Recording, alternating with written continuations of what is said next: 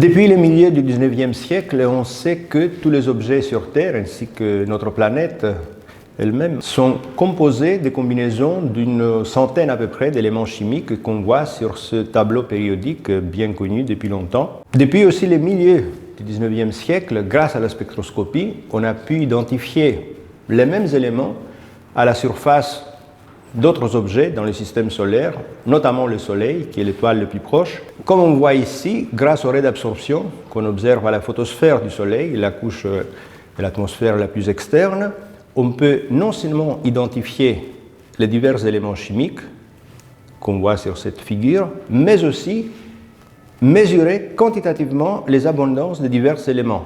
Et on sait que cette composition chimique reflète la composition chimique initiale du Soleil. On sait que dans le cœur du Soleil, il y a des réactions nucléaires qui modifient sa composition, mais ces réactions nucléaires ne touchent pas à la surface qui est beaucoup plus froide.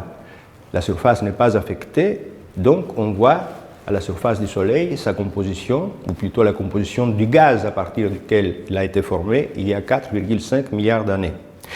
Et on peut faire la même chose, avec un peu moins de précision, pour des tas d'autres étoiles, des étoiles proches notamment au Soleil, ce qui nous permet d'établir cette courbe qu'on voit sur cette figure et qui représente l'abondance de différents éléments chimiques en fonction du nombre de protons dans leur noyau.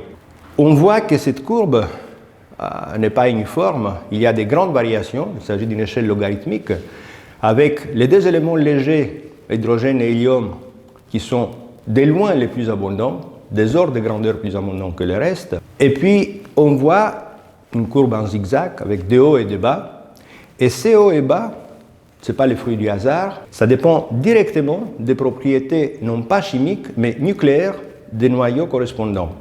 Plus un noyau est stable sur le plan nucléaire, plus il est abondant sur cette courbe. Mais pas en valeur absolue, c'est par rapport à ses voisins. Le fer, par exemple, qu'on voit se détacher ici, un peu à gauche par rapport aux autres éléments, il est beaucoup plus abondant que ses voisins. Il est le noyau le plus stable de la nature. Pourtant, il n'est pas plus abondant que l'oxygène ou le carbone, qui sont à gauche.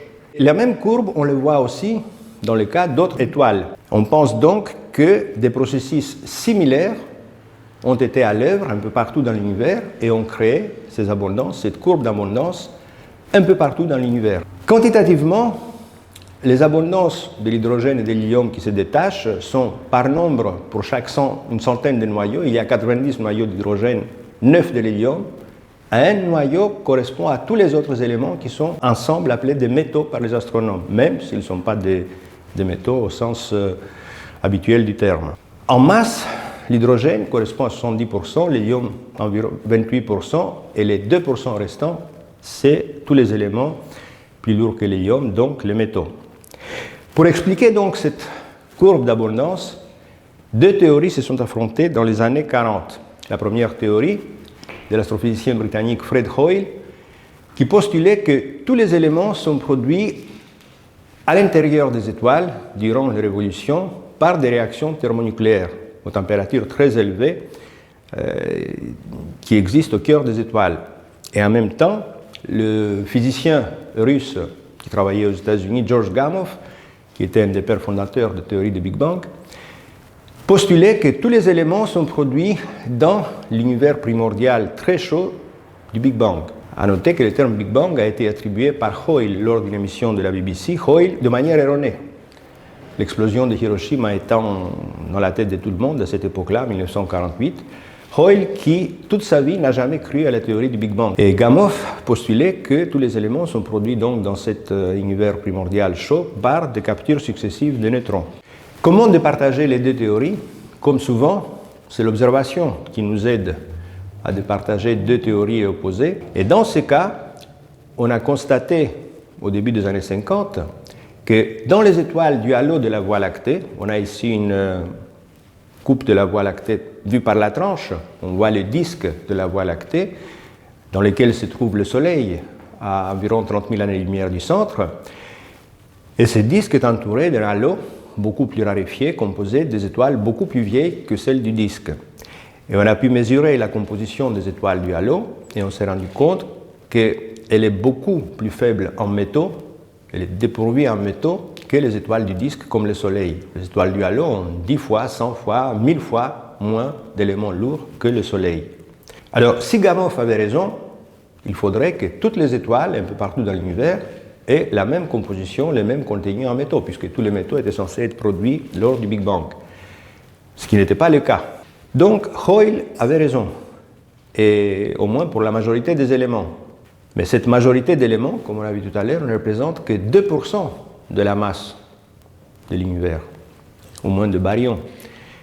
Ces 2% est effectivement formé dans les étoiles. Et Gamow, il avait tort. Cependant, il s'avère que les deux éléments les plus légers, l'hydrogène et l'hélium, correspondent à 98% de la masse des étoiles, des galaxies, du gaz interstellaire, de tout ça. Et ces éléments-là sont formés dans le Big Bang, dans l'univers primordial. Sur base de ces observations, Hoyle et ses collègues ont pu construire, au milieu des années 50, leur théorie de la formation d'éléments au cœur des étoiles. En publiant, on voit ici la bande de 4, les époux Geoff et Margaret Babbage, William Fowler, un physicien nucléaire, et Fred Hoyle lui-même à droite, qui ont publié ces papiers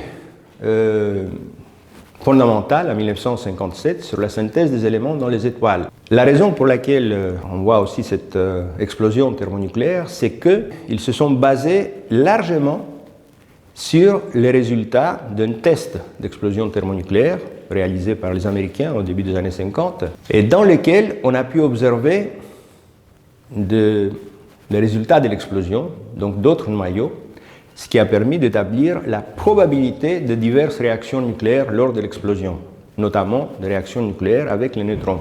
Car les neutrons, la capture de neutrons par des noyaux plus légers, joue un rôle très important aussi à la formation des noyaux plus lourds, au moins les noyaux plus lourds que le fer. Et à partir de ces papiers, on a commencé à comprendre comment les étoiles fabriquent les divers éléments, par quel processus, à quelle température, à quelle phase de leur évolution. En d'autres termes, la production de divers éléments chimiques est liée aux diverses étapes de la vie des étoiles. On va donc faire un petit tour à la vie des étoiles pour faire quelques rappels. Et on va utiliser beaucoup ce diagramme qui est probablement l'outil le plus utilisé en astrophysique, qu'on appelle le diagramme Hertzsprung-Russell, du nom de ces deux inventaires, mais aussi souvent diagramme luminosité, température de surface. Ce sont des propriétés observables des étoiles et la luminosité sur l'axe vertical est exprimée en unité de la luminosité solaire et sur une échelle logarithmique. La grande majorité des étoiles, 90%, se trouve sur la diagonale que vous voyez de haut à gauche vers le bas à droite.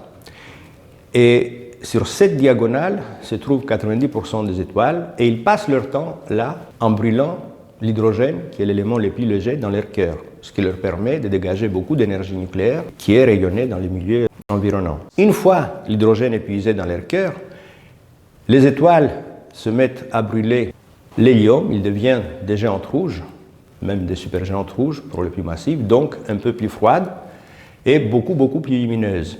Et après ces deux phases de combustion donc d'hydrogène et d'hélium, les petites étoiles, parce que là on va scinder notre récit en deux parties, les petites étoiles, disons moins massives que 8 fois la masse du Soleil, perdent leur enveloppe sous forme de ce qu'on appelle une nébuleuse planétaire. Une nébuleuse planétaire, on en connaît beaucoup, il y a des images superbes, notamment avec les télescopes spatials, vous voyez ici un exemple. Et cette enveloppe perdue dans l'espace contient aussi pas mal de produits de la nucléosynthèse de phase antérieure de la vie de l'étoile, donc de la combustion d'hydrogène et de l'hélium.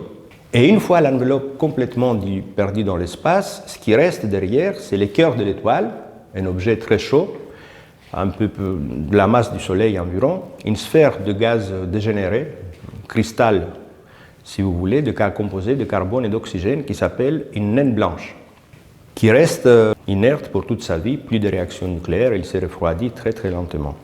Pour les étoiles massives, la situation est très différente. Les étoiles massives ont des cœurs qui sont beaucoup plus chauds, et ils procèdent donc à travers toutes les étapes de la combustion nucléaire, c'est-à-dire non seulement ils brûlent l'hydrogène, puis l'hélium, qui forment un cœur de carbone et d'oxygène, comme c'est le cas des naines blanches, mais ils vont beaucoup plus loin. En fait, la vie d'une étoile, c'est une lutte permanente entre deux forces antagonistes, entre la gravité, qui essaye d'écraser tout, de réduire la taille de l'étoile autant que possible, et puis une force interne, la pression, qui dépend beaucoup de la densité et la température.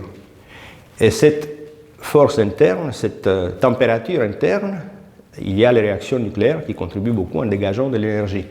Et chaque fois qu'une source d'énergie est épuisée, hydrogène puis hélium, l'étoile se condense, fait monter sa température, parce qu'un gaz qu'on comprime devient plus chaud, ce qui permet de déclencher les réactions suivantes.